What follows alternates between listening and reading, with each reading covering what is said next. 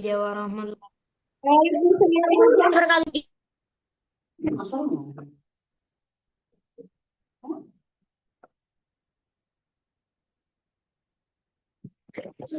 Muslim class, oh.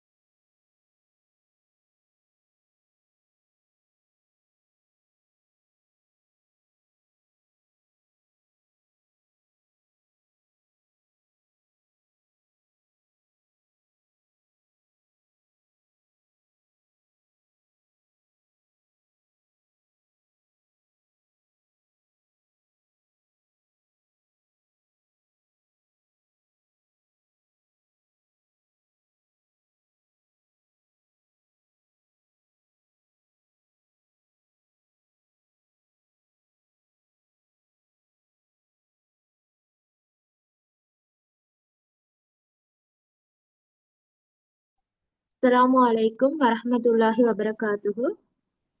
Assalamualaikum warahmatullahi wabarakatuh, teacher. teacher. Okay, வலைக்கும் வரஹ்மத்துல்லாஹி வபரகாத்துஹு. என் இன்டர்நெட்ல ஒரு சின்ன ஒரு இஷ்யூ ஒன்று ஆகிட்டு, ஓகே, அதனால தான் நான் திருப்ப ரீஜாயின் பண்ணினேன். ஓகே, இதுல MTA அன்ஷிஃப்ட், ஓகே, உங்களுக்கு தான் ஹொஸ்ட் வந்திக்குது. உங்களுக்கு வந்து என் நேமுக்கு ஹோஸ்ட் கொடுத்துடலுமா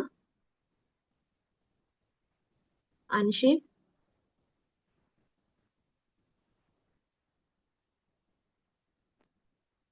மேடம் அது எப்படி செய்யறது மேடம்?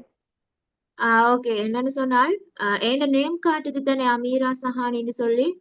ஓகே, அதை டச் பண்ணுங்களே.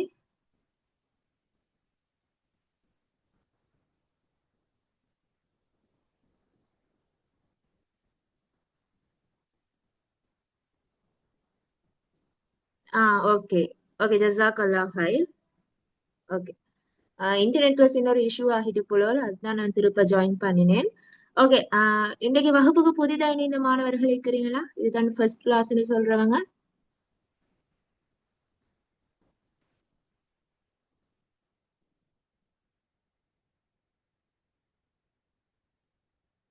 ஓகே, அப்ப எல்லாரும் வளமையா ஜாயின் பண்ற ஸ்டூடெண்ட்ஸ் தான் இருக்கிறீங்க. ஓகே, லாஸ்ட் கிளாஸ் படிச்ச விஷயங்கள் எல்லாருக்கும் ஞாபகம் இருக்குதா? என் நோட்ஸ் தந்தீங்க டீச்சர்.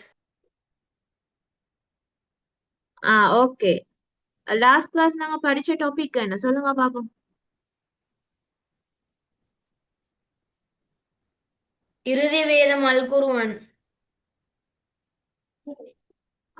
Okay good. இறுதி வேதம் அல் குர்ஆன். அந்த இறுதி வேதம் அல் குர்ஆன்ல நாங்க என்னென்ன விஷயங்கள் பார்த்தோம்?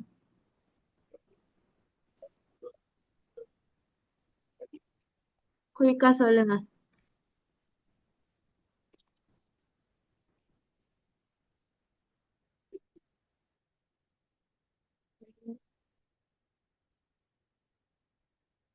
இறுதி வேதம் அல் குர்ஆன்ல சொல்லுங்க. நீங்க சொன்ன தின்னர்த்தரக்க சொல்ல முடியுமா டீச்சர்? ஓகே, இறுதி வேதம் அல் குர்ஆன். ஓகே, அதுல சிறப்பம்சங்கள் அந்த யூனிட்டை தானே நாங்க லாஸ்ட் கிளாஸ் படிச்சோம். ஓகே, அதுல இன்னும் ஒரு சிறிய பகுதி ஒண்டி இது நாங்க கம்ப்ளீட் பண்ண, அதைத்தான் நாங்க இப்ப பார்க்க போறோம். அதுக்கு முதல்ல லாஸ்ட் கிளாஸ் படிச்ச விஷயங்களை நாங்க கொஞ்சம் மீட்டல் செய்யணும். நான் இதில் இருக்கக்கூடிய ஒவ்வொருவர்கிட்டையும் நான் சில வினாக்களை கேட்க போறேன். ஓகே, யாரும் பாட புத்தகத்தை பார்க்க வேணும், எந்த ஒரு நோட்ஸையும் பார்க்க வேணும். லாஸ்ட் கிளாஸ் படிச்சதை வச்சு உங்களுக்கு ஞாபகம் இருக்கிறத வச்சுதான் நீங்க இதுக்கு வந்து ஆன்சர் பண்ண வேணும். ஓகேவா? விளங்கிச்சா?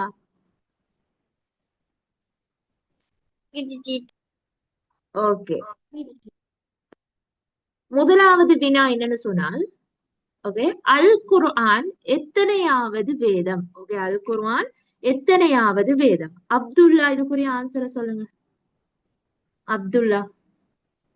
4வது வேதம் டீச்சர். ஓகே குட், 4வது வேதம். ஓகே, அடுத்த வினா, அல் குர்ஆன் எந்த நபிக்கு எந்த மொழியில் அருளப்பட்டது? எந்த நபிக்கு எந்த மொழியில் அருளப்பட்டது? இதுக்குரிய விடயம் வந்து ஷஸ்பா. சொல்லுங்க.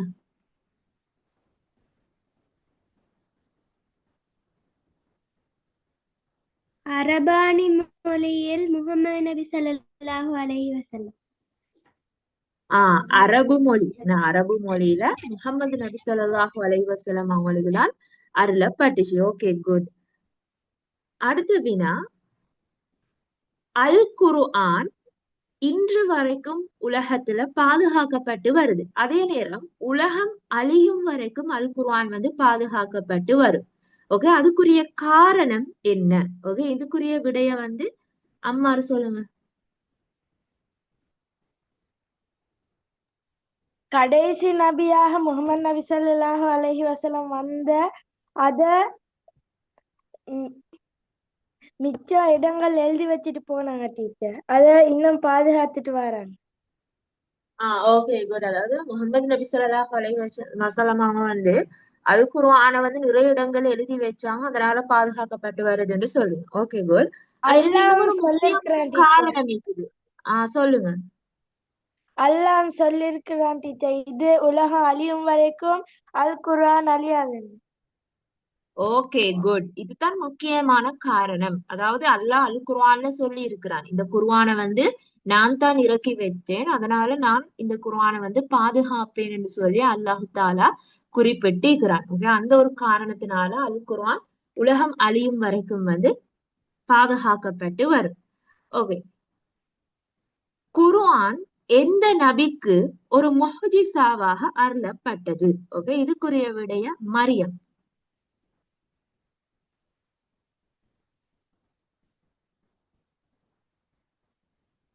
மரியம் சொல்லுங்க எந்த நபிக்கு? Okay good. முஹம்மது நபி ஸல்லல்லாஹு அலைஹி வஸல்லம் அவர்களுக்கு. அடுத்த வினா, முஹ்ஜிஸா என்பதன் பொருள் என்ன? ஆக்கில்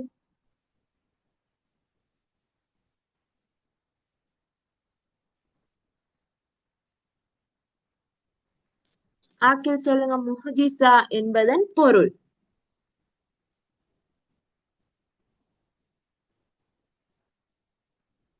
ஓகே, அப்துல்லா சொல்லுங்க. அப்துல்லா.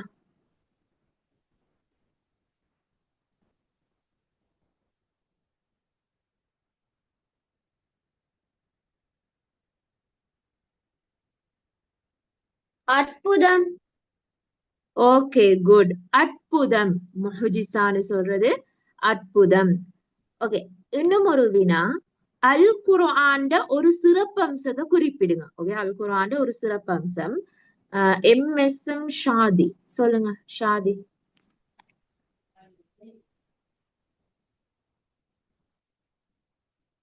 அல் குர்ஆன்ட ஒரு சிறப்பம்சம். முழு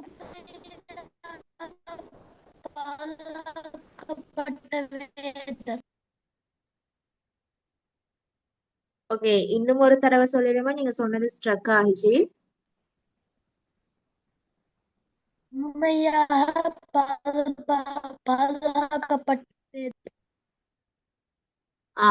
ஓகே குட். முழுமையா பாதுகாக்கப்பட்ட ஒரு வேதம். Okay good.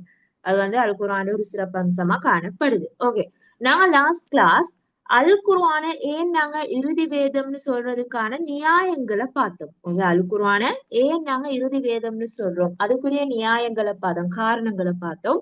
அதே நேரம் குர்ஆன்ட சிறப்பம்சங்கள்ல ஒரு சில சிறப்பம்சங்களை வந்து பார்த்தோம். ஓகே, அப்படின்னு சொன்னா குர்ஆன் வந்து எல்லாருக்கும் பொதுவாய்க்கக்கூடிய ஒரு வேதம்னு சொல்லி பார்த்தோம். அதே நேரம் எக்ஸ்கியூஸ் குர்ஆன் மீ வந்து டீச்சர். சொல்லுங்க.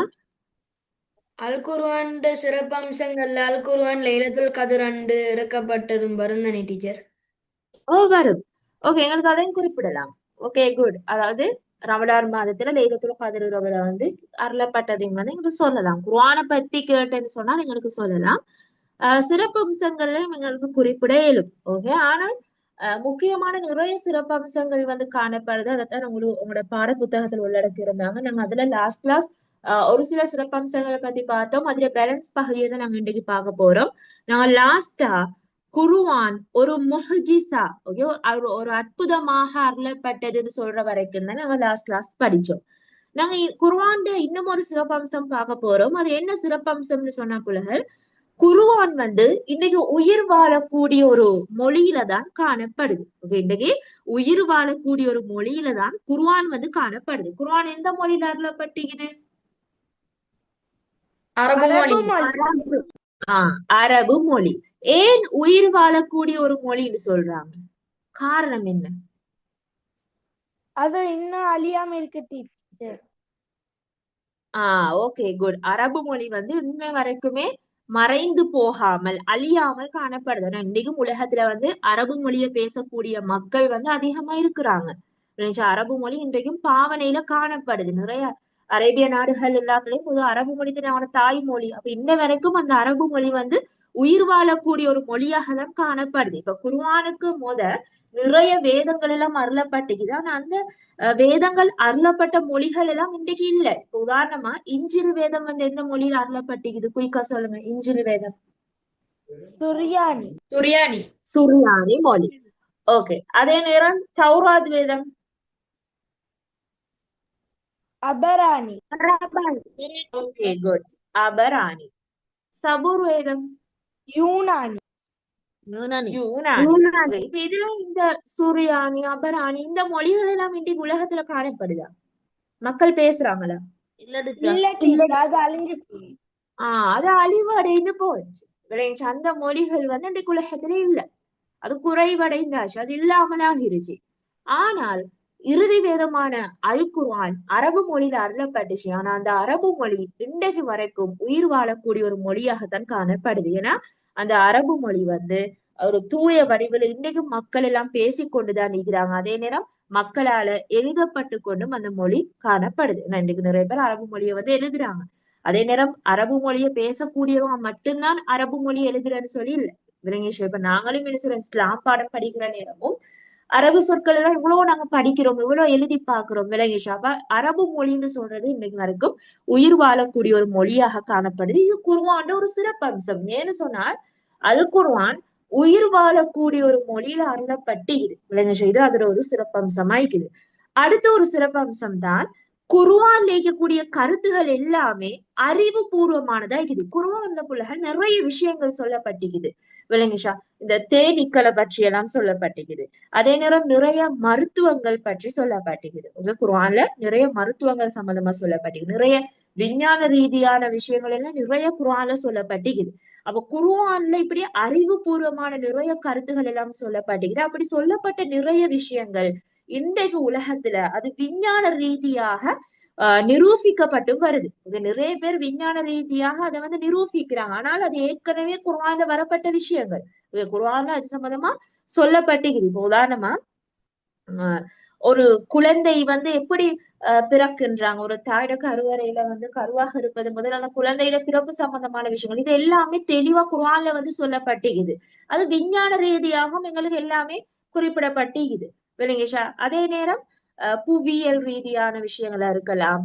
ஓகே, அதே நேரம் வரலாற்று துறையான விஷயங்களா இருக்கு. இப்படி அறிவுபூர்வமான நிறைய விஷயங்கள் வந்து குர்ஆன்ல வந்து எங்களுக்கு சொல்லப்பட்டிருக்குது. அப்ப அதைத்தான் இன்றைக்கு உலகத்துல வந்து நிறைய பேர் என்ன செய்யறாங்க, விஞ்ஞான ரீதியாக எல்லாம் எங்களுக்கு நிரூபிக்கிறாங்க. அப்ப இது வந்து ஒரு சிறப்பம்சமாக காணப்படுது. அதாவது குர்ஆன்ல எங்களுக்கு தேவையான அறிவுபூர்வமான நிறைய கருத்துகள் வந்து காணப்படுது. அப்ப குர்ஆன் சிறப்பம்சங்கள்னு கேட்கிற நேரம் எங்களுக்கு வந்து இதையும் குறிப்பிட முடியும். ஓகே, அப்ப இவ்வளவு தான் குர்ஆன் சிறப்பம்சங்கள் ஆகிது. நாங்க லாஸ்ட் கிளாஸ் படிச்சதுல 2 சிறப்பம்சங்கள் வந்து எங்களுக்கு பாக்குறதுக்கு டைம் போதாம போச்சு. அதனால நாங்க இன்றைக்கு அந்த 2 சிறப்பம்சங்கள் சம்பந்தமா பார்த்தோம். இப்ப நாங்க பார்க்க போறது என்னன்னு சொன்ன பிறகு குர்ஆன்ல உள்ளடக்கம். குர்ஆன்ல என்னென்ன விஷயங்கள் சம்பந்தமா சொல்லப்பட்டிருக்குது, குர்ஆன்ல உள்ளடக்கம் எப்படின்னு சொல்லிதான் பார்க்க போறோம். ஓகே, குர்ஆன் வந்து வெறுமனே தொழுகைய பற்றியும் நோன்பு பற்றியும் மட்டுமா பேசுதுக்குள்ள? இல்ல டீச்சர். அப்ப வேற என்ன விஷயம் குர்ஆன்ல சொல்லப்படுது? ஒழுக்கத்தை பற்றி, படிப்பை பற்றி, எப்படி வாழணும்ன்றத பற்றி, வணக்க வழிபாடுகளை பற்றி, மறைவான விடயங்களை உள்ளடக்கிக்குது. Okay, good. கல்வியை பற்றி சொல்லப்படுது, ஒழுக்கத்தை பற்றி சொல்லப்படுது. விளங்கிஷா? அதே நேரம் நிறைய வணக்க வழிபாடுகள் சம்பந்தமா இப்படி நிறைய விஷயங்கள் வந்து குர்ஆன்ல வந்து பேசப்படுது. ஏதோ ஒரு விஷயத்த மட்டும் குர்ஆன் வந்து பேச இல்லை. அப்ப குர்ஆன் என்று சொல்றது வந்து முழு மனித சமுதாயத்துக்கும் வழிகாட்டக்கூடிய ஒரு வேதம் தான் இந்த அல் குர்ஆன். இந்த அல் குர்ஆன் நிறைய உள்ளடக்கங்களை கொண்டதாக வந்து காணப்படுது. சரியா? சொல்லுங்க. அல் குர்ஆன்ல அல்லாஹ்வோட சிறப்புகளும் கூறியிருக்கிறாங்க தானே டீச்சர்?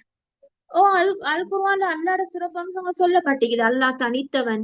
இப்ப சூரா இஹ்லாஸ் வந்து எல்லாருக்கும் தெரிஞ்ச ஒரு சூரா தானே, குல் ஹுவல்லாஹு அஹத்.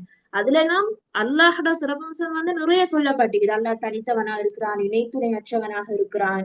ஓகே, அல்லாஹ்க்கு எந்தவித தேவைகளும் இல்ல, அப்படி நிறைய விஷயங்கள் சொல்லப்படுகிறது. அதே மாதிரி இன்னும் நிறைய இடங்கள்ல வந்து அல்லாஹ் பற்றிய சிறப்பம்சங்களும் சொல்லப்பட்டிருக்குது. ஓகே, இப்படி எல்லாத்தையும் பற்றி பொதுவா பேசக்கூடிய ஒரு வேதம் தான் இந்த அல் குர்ஆன். ஆனால் இந்த அல் குர்ஆன் உள்ளடக்கத்தை வந்து எங்களுக்கு முக்கியமா 5 தலைப்புகளாக வகைப்படுத்துறாங்க. குர்ஆன் உள்ளடக்கத்தை 5 தலைப்புகளின் ஊடாக வகைப்படுத்துறாங்க. அதுல ஒரு தலைப்பு தான் மறைவான விடயங்கள். மறைவான விஷயங்கள்னு சொன்னால் என்ன போல சொல்லுங்க பாப்போம். மறைவான விடயங்கள் நாங்க ஈமான் கொள்ள வேண்டிய விடயங்கள் அல் குர்ஆன்ல மறைவா வச்சிருக்கிறாங்க. நாங்க ஈமான் கொள்ள வேண்டிய விடயங்கள் தான் மறைவான விடயங்கள். Okay, good. நாங்க ஈமான் கொள்ள வேண்டிய அம்சங்கள் எத்தனை? 6. 6 அம்சங்கள். ஓகே, அந்த 6ஐயும் ஓர்டருக்கு சொல்லுங்க பாப்போம் குயிக்கா. அல்லாஹ்வை ஈமான் கொள்ளல், மலக்குமார்களை ஈமான் கொள்ளல், கலாக்கதிரை ஈமான் கொள்ளுதல், அல்லாஹின் நலவுகள் அனைத்தும் அல்லாஹின் அவன் ஏற்பாட்டை ஈமான் கொள்ளுதல். Okay, good. முதலாவதாக காணப்படுறது வந்து அல்லாஹ். அல்லாஹ்வை வந்து ஈமான் கொள்ளுதல். இரண்டாவது மலக்குமார்களை இரண்டாவது ஈமான் கொள்ள. மலக்குமார்கள். ஓகே. மூன்றாவது ரசூல்மார்கள். மூன்றாவது ரசூல்மார்களா? சொல்லுங்க பாப்போம். வேதங்கள் வேதங்கள். Okay, good. வேதங்கள். நான்காவது ரசூல்மார்கள் நபிமார்கள், ரசூல்மார்கள். நாங்க இறை தூதர்கள்னு சொல்லுவோம். இறை தூதர்கள். ஓகே. ஐந்தாவது கலாக்கதிர் இல்ல பில. ஐந்தாவதாக என்ன வரும்? ஆறாவது ஓர்டருக்கு. டீச்சர். Okay, good. அப்ப ஐந்தாவது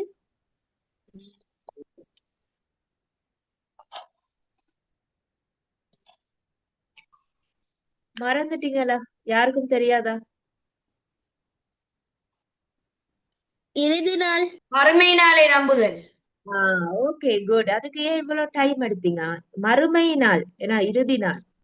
மறுமை தான் ஐந்தாவது அம்சம். ஆறாவது கலாக்கதிரை நம்புதல். கலாக்கதிரை okay, நம்புதல் good. கலாக்கதிர்.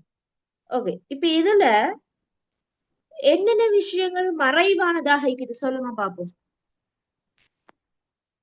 கலாக்கதிர் யாருமே மறைவா-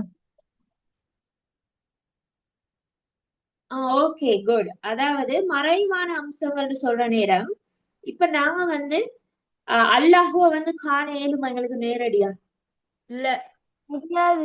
முடியாது. அதுவும் ஓகே, முடியாது. மலக்குமார்களை காண இயலுமா? இல்ல. இல்ல. மறுமை மறுமை முடியாது. முடியாது. ஏன்னா மறுமை நாள் அல்லாஹ், மலக்குமார்கள், இப்ப இதுல இருக்கக்கூடிய நிறைய விஷயங்கள் வந்து எங்களுக்கு மறைவான அம்சங்களாக தான் காணப்படுது. அப்ப குர்ஆன்ல மறைவான அம்சங்கள் சம்பந்தமா சொல்லப்பட்டிருக்குது. அப்ப குர்ஆன்ட உள்ளடக்கத்தை பிரதானமா 5 வகைப்படுத்துறாங்க. அதுல முதலாவது விடயம் தான் இந்த மறைவான விடயங்கள். மறைவான விடயங்கள்னு சொல்றது நாங்க ஈமான் கொள்ள வேண்டிய விஷயங்கள். அப்படி நாங்க ஈமான் கொள்ள வேண்டிய விஷயங்கள் தான் மறைவான விடயங்களாக வந்து காணப்படுது. இரண்டாவது குர்ஆன்ட உள்ளடக்கமாக இருக்கிறது என்னன்னு சொன்னா வணக்க வழிபாடுகள். உங்களுக்கு தெரிஞ்ச ஒரு சில வணக்க வழிபாடுகளை சொல்லுங்க பாப்போம். அல் குர்ஆன். வணக்க வழிபாடுகள். தொழுகை. ஓதல் ஓகே, குட். வேற? தொழுகை, நோன்பு, ஜகாத், ஹஜ். வேற என்ன இருக்குது வணக்க வழிபாடுகளா? கலிமா. ஓகே.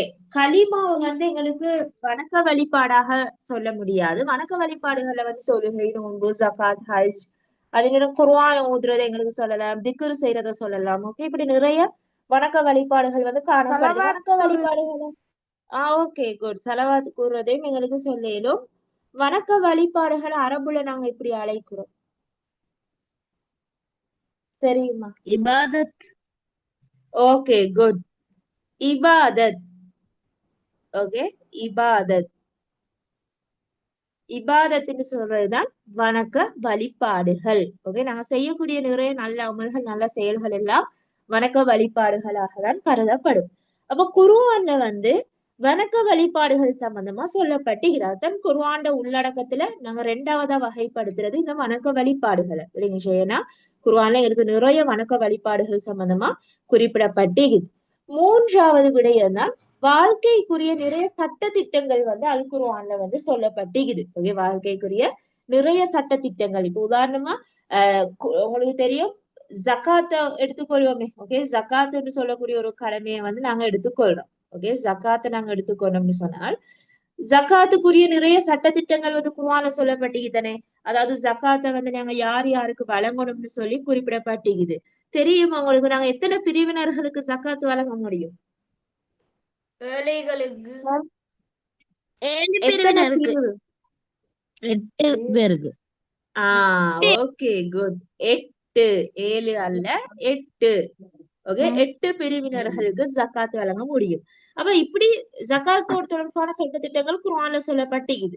அதே நேரம் திருமணம்னு சொன்னா திருமணத்துக்குரிய சட்டத்திட்டங்கள் குர்ஆன்ல சொல்லப்பட்டிருக்குது. நோன்புக்குரிய சட்டத்திட்டங்கள்னு சொல்லப்பட்டிருக்குது. இப்படி வாழ்க்கைக்குரிய நிறைய சட்ட திட்டங்கள் வந்து குர்ஆன்ல வந்து சொல்லப்பட்டிருக்குது. விளங்கிஷா, நிறைய சட்டத்திட்டங்கள் வந்து குறிப்பிடப்பட்டிருக்குது. அப்ப குர்ஆன்ல ஒரு உள்ளடக்கமாக எங்களுக்கு சொல்லேலும் வாழ்க்கை சட்டங்களை, வாழ்க்கை சட்டங்கள் வந்து குர்ஆன்ல குறிப்பிடப்படுது.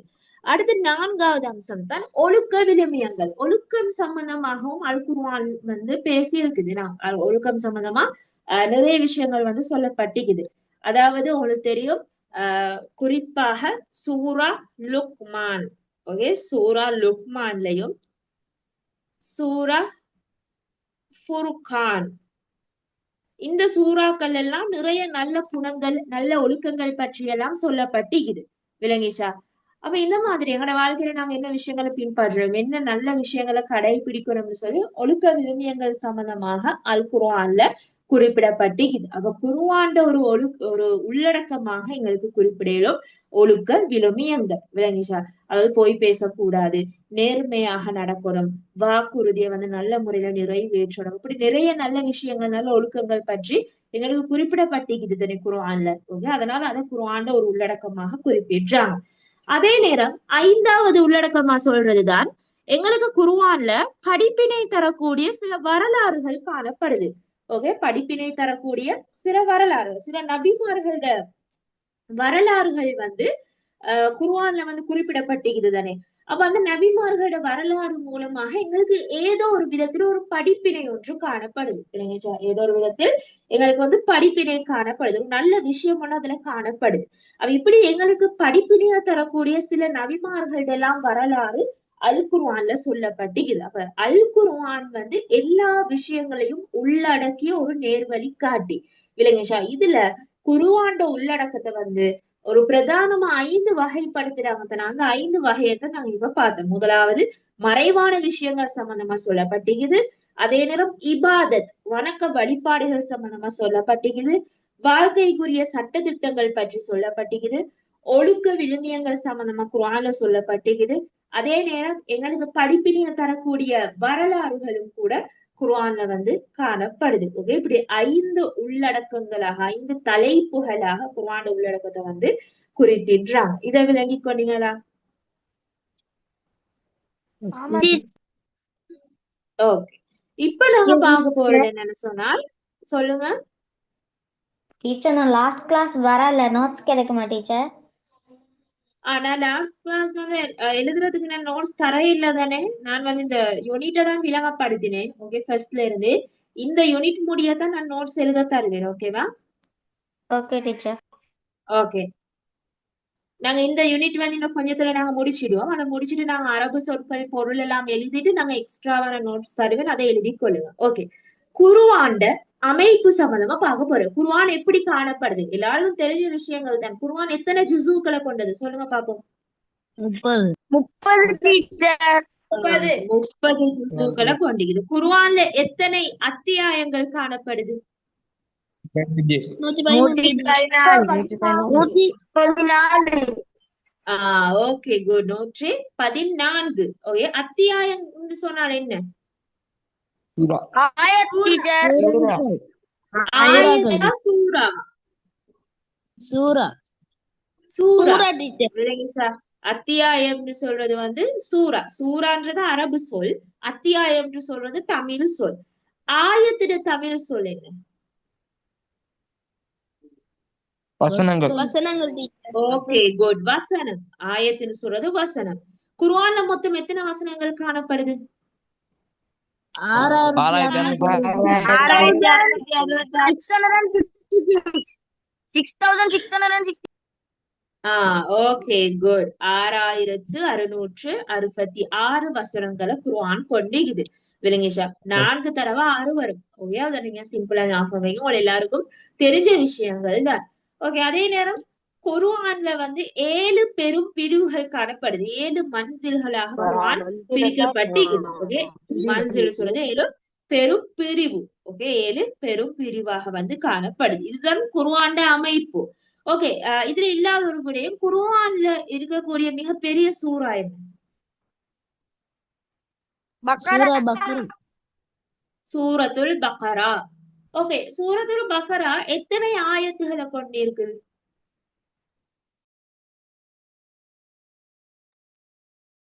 எத்தனை ஆயத்துகள்? 282.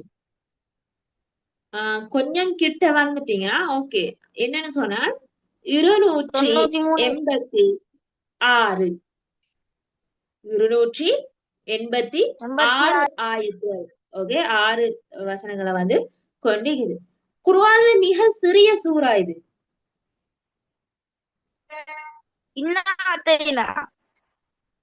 ஓகே, அது நாங்க எப்படி சொல்லுவோம் அந்த சூறாவை? சூறாவோட பேரு ஓகே, கௌசர். அது எத்தனை வசனங்களை கொண்டிருக்குது?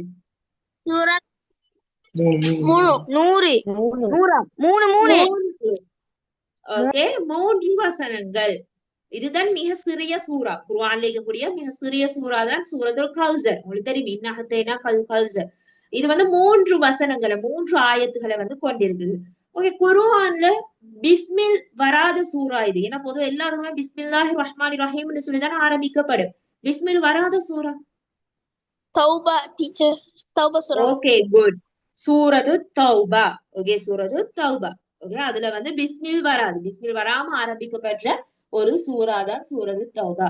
குர்ஆன்ட இதயம்னு சொல்லி அழைக்கப்பட்ட சூரா எது? சொல்லுங்க பாப்போம். Okay, good. யாசின். சூரா யாசின் தான் குர்ஆன்ட இதயம்னு சொல்லி அழைக்கப்படுது. ஓகே, இதெல்லாம் கொஞ்சம் குர்ஆன்ட அமைப்புல வந்து குறிப்பிடப்பட்ட விடயங்களா காணப்படுது. ஓகே, அதே நேரம் உங்களுக்கு தெரிஞ்சிருக்கும், இதுவும் ஒரு பாட புத்தகத்துல தந்தில நாங்க மேலதிகமா பார்க்கிற ஒரு விடயம். குர்ஆன்ல இருக்கக்கூடிய 114 சூறாக்களை வந்து 2 வகைப்படுத்துறாங்க. அந்த 2 வகை என்னன்னு தெரியுமா? 2 வகை பிரிக்கிறாங்க. Okay, good. மக்கி, மதனி. ஓகே, மக்கி சூரான்னு சொன்னால் என்ன, மதனி சூரான்னு சொன்னால் என்ன? மக்கி சூரா மதீனாவில் இறக்கப்பட்டது, மதனி சூரா என்றால் மதீனாவில் இறக்கப்பட்டது. Okay, good. மக்கி சூரான்னு சொன்னால் நபி ஸல்லல்லாஹு அலைஹி வஸல்லமோட மக்கா கால பகுதியில் அருளப்பட்டதுதான் மக்கி சூறாக்கள்.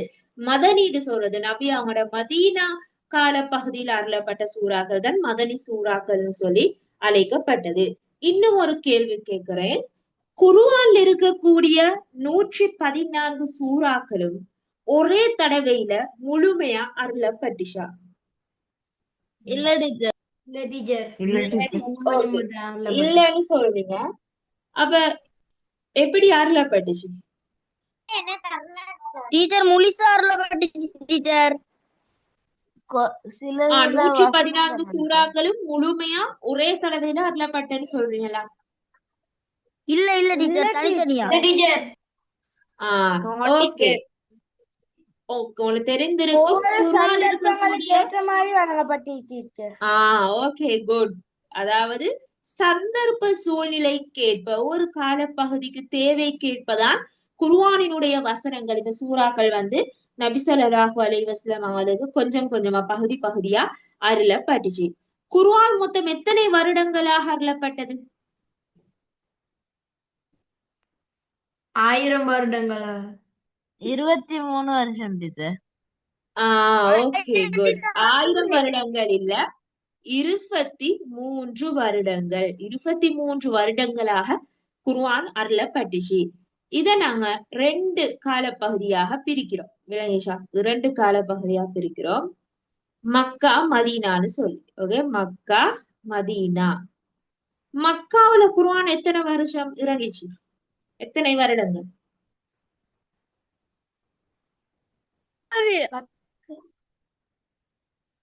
சொல்லுங்க. 9 டீச்சர். இல்ல, பில. 23 வருடம் தானே. அதுல மக்கால எத்தனை வருடங்கள், மதீனால எத்தனை வருடங்கள் தெரியுமா? மக்கால 19. மக்கால 13, மதீனால.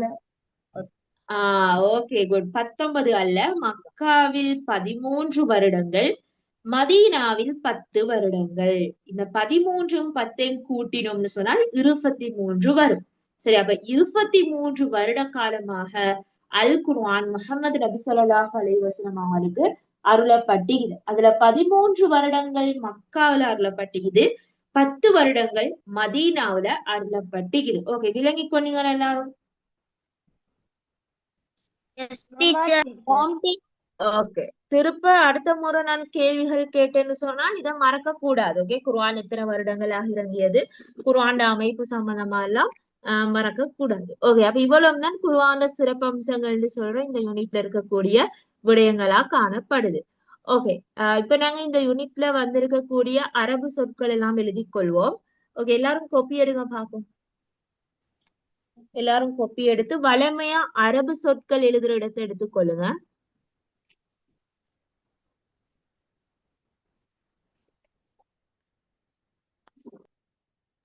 டீச்சர் இரண்டாவது பாடம் போடணுமா டீச்சர்? இல்ல, அரபு சொற்கள் எழுதுற நேரம் அப்படி போட வேணாம், பயிற்சிகள் செய்யற நேரம் போட்டுக்கொள்ளுங்க. ஓகே, அரபு சொற்களை சும்மா வளமையா எழுதி கொண்டு போற மாதிரி நம்பர் போட்டுக்கொண்டு எழுதி கொண்டு போங்க. Okay okay, teacher. முதலாவது சொல் போடுங்க. கலீஃபா. கலீஃபா.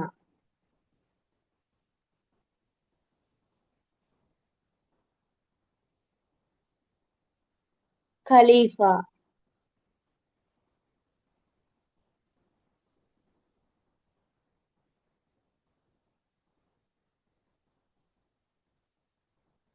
கலீஃபான்னு சொன்னால் என்ன பொருள்? சஹாபி.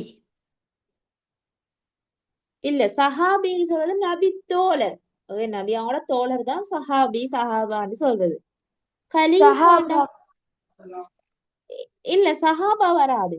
சஹாபா சஹாபின்னு சொல்றதெல்லாம் ஒன்று, அதெல்லாம் நபி தோழர். அஹ்லுல் பைத்துகள். இல்ல, அது நபி அவங்களோட குடும்பத்தினர். கலீஃபா, இப்ப உதாரணமா பாருங்க, அல்லாஹ் மனிதர்களை அவன் கலீஃபாவாக படைத்திருக்கிறான்.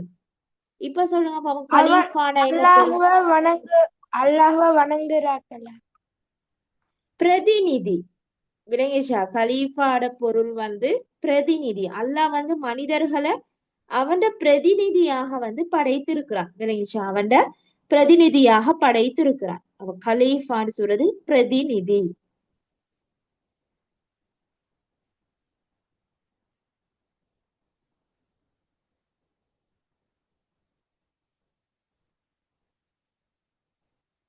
ஓகே, அடுத்த சொல் போடுங்க புலகள். சுஹூஃபுகள். சுஹூஃபுகள்.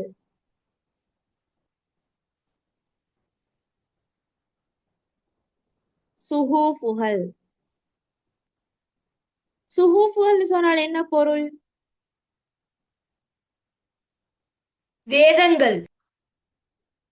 இல்ல, வேதங்கள் வேற, சுஹூஃபுகள் வேற. சுஹூஃபுகள் சொன்னால் என்ன பொருள்? இறை மொழிகள். Okay, good. இறை கட்டளைகள். சுஹூஃபுகள்னு சொல்றது இறை கட்டளைகள். நான் லாஸ்ட் கிளாஸும் சொல்லியிருந்தேன். ஓகே, இறை கட்டளைகள்.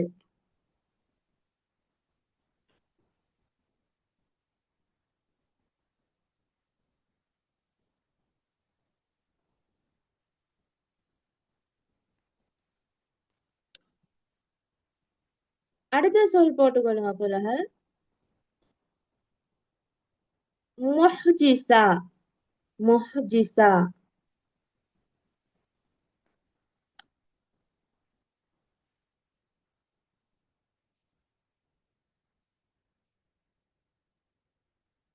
முஹ்ஜிஸான்னு சொன்னால் என்ன பொருள்?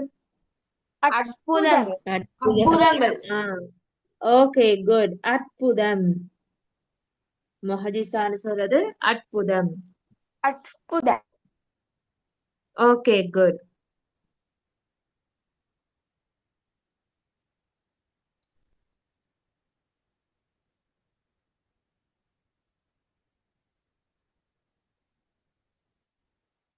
அடுத்த சொல் போட்டுக்கொள்ளுங்க புலகள். சூரா. சூரான்னு சொன்னால் என்ன பொருள்? ஆயத். அத்தியாயம். ஆயத்தில்ல, ஆயத்துன்னு சொல்றதும் ஒரு அரபு சொல், சூரான்னு சொல்றதும் ஒரு அரபு சொல். Okay, good. அத்தியாயம். சூரான்னு சொல்றது அத்தியாயம்.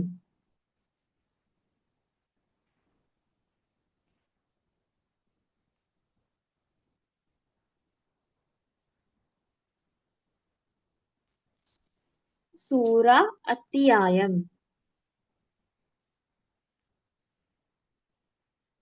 அடுத்த சொல் போட்டுக்கொள்ளுங்க. ஆயத். ஆயத்துன்னு சொன்னால் என்ன பொருள்? வசனம். வசனம். வசனம். Okay, good. வசனம். ஆயத்துன்னு சொல்றது வசனம். ஆயத்துன்னு சொல்றது வசனம்.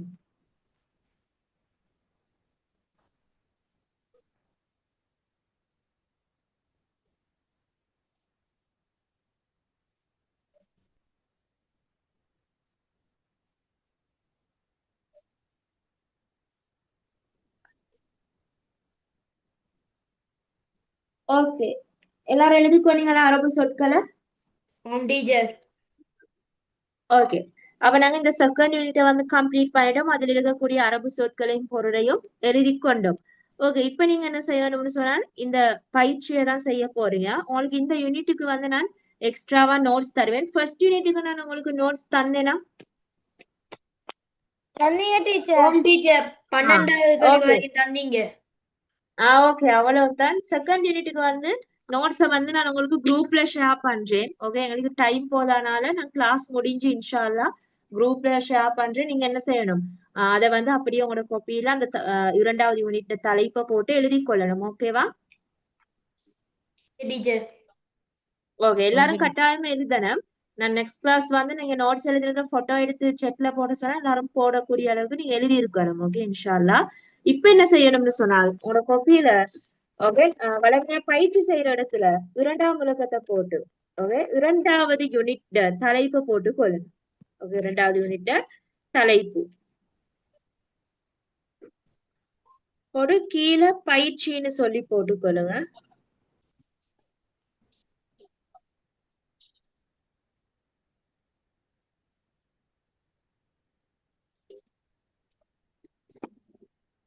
கீழே பயிற்சின்னு போட்டு இதுல 3 வினாக்கள் காணப்படுது. குயிக்கா இந்த 3 வினாக்களையும் எழுதி ஆன்சரையும் எழுதுங்க. ஓகே, குயிக்கா எழுதுங்க. நாங்க சரியா 9 o'clock மாதிரி டிஸ்கஸ் பண்ணுவோம். ஓகே, எழுதிக்கொள்ளுங்க.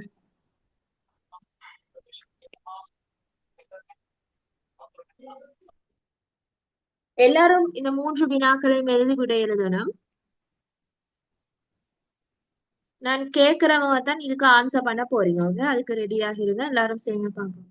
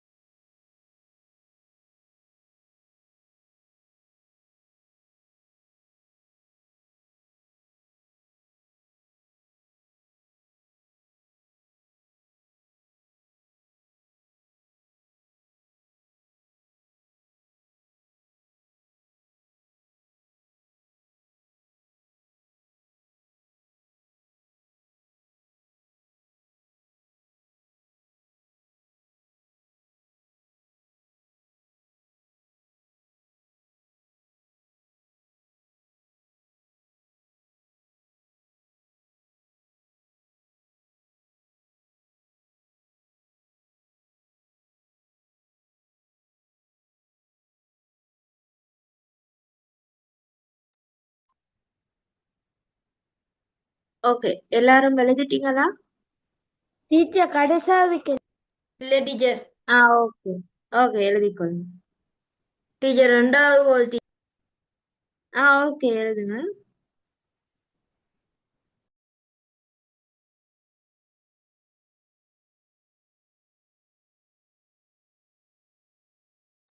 Finish, teacher.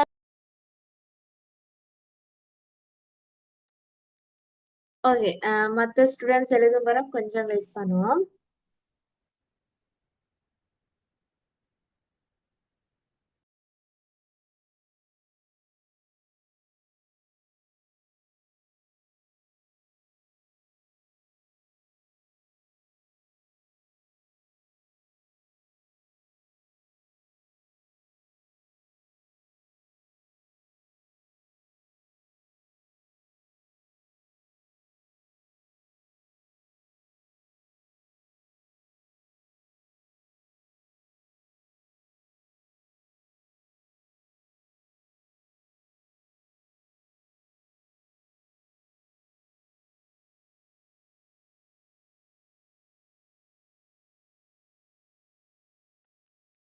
நான் உங்களுக்கு கிளாஸ் முடிய இந்த 2வது யூனிட்டுக்குரிய நோட்ஸை வந்து குரூப்ல ஷேர் பண்ணுவேன். எல்லாரும் கட்டாயம் எழுதிக் கொள்ளணும். சரியா? இன்ஷா அல்லாஹ்.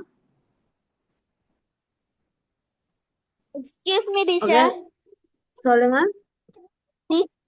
எனக்கு இந்த ஃபர்ஸ்ட் பாடத்துல நோட்ஸா கொஞ்சம் அனுப்பலுமா? ஓகே அப்படின்னு சொன்னா நான் first unit name second unit ரெண்டையும் சேர்த்து அனுப்புறேன். ஓகேவா? ஃபர்ஸ்ட் யூனிட்ல நோட்ஸ் எழுதினவங்க திருப்பி எழுதவான மிஸ் ஆகினவங்க வந்து அதை எழுதி கொள்ளுங்க. ஓகேவா? Okay teacher. ஓகே நான் இன்ஷா அல்லாஹ் அனுப்புறேன்.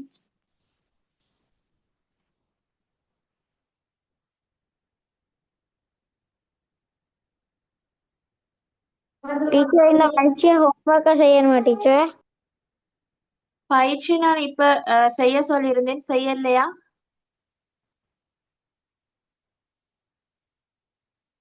ஓகே இதுல எத்தனை பேர் பயிற்சியை கம்ப்ளீட் பண்ணிட்டீங்க, ஃபுல்லா செஞ்சிட்டீங்க? said that ஓகே ஒருத்தர் மட்டுமேனா? ஓகே மற்ற ஸ்டூடெண்ட்ஸ் இதை அப்படியே கண்டினியூவா எழுதுங்க. ஓகே எழுதிட்டு இன்ஷா அல்லாஹ் அடுத்த கிளாஸ் ஜாயின் பண்ணுங்க. அடுத்த கிளாஸ் நான் ஃபர்ஸ்ட் 5 மினிட்ஸ்ல வந்து இந்த பயிற்சியை டிஸ்கஸ் பண்ணிட்டு தான் அடுத்த யூனிட்டை வந்து ஸ்டார்ட் பண்ணுவேன். ஓகே நாங்க இன்னும் 2-3 யூனிட் வந்து நாங்க ஃபுல்லா படிச்சுட்டு நான் யூனிட் எக்ஸாம் தருவேன். இன்ஷா அல்லாஹ் நான் உங்களுக்கு இன்ஃபார்ம் பண்ணுவேன். ஓகே ஒரு 5 யூனிட்ஸ் மாதிரி சரி நாங்க கம்ப்ளீட் பண்ணிட்டு யூனிட் எக்ஸாம் செய்வோம். அதனால அன்றைக்கு படிக்கிற யூனிட்டை வந்து கட்டாயமா திருப்ப ரிவிஷன் செய்யுங்க. இந்த பயிற்சியை செஞ்சு கொண்டு அடுத்த கிளாஸ் ஜாயின் பண்ணிடுமா எல்லாருக்கும் இன்ஷா அல்லாஹ்? Okay teacher. ஓகே அப்ப டீச்சர். கட்டாயம் செய்து கொண்டு வாங்க. ஓகே அப்ப எல்லாருக்கும் அஸ்ஸலாமு அலைக்கும் வரஹ்மத்துல்லாஹி வபரகாத்துஹு. வலைக்கும் வலைக்கும் அஸ்ஸலாம் அஸ்ஸலாம் வரஹ்மத்துல்லாஹி வபரகாத்துஹு. வரஹ்மத்துல்லாஹி மஃபிரத்தும் வபரகாத்துஹு டீச்சர். ஓகே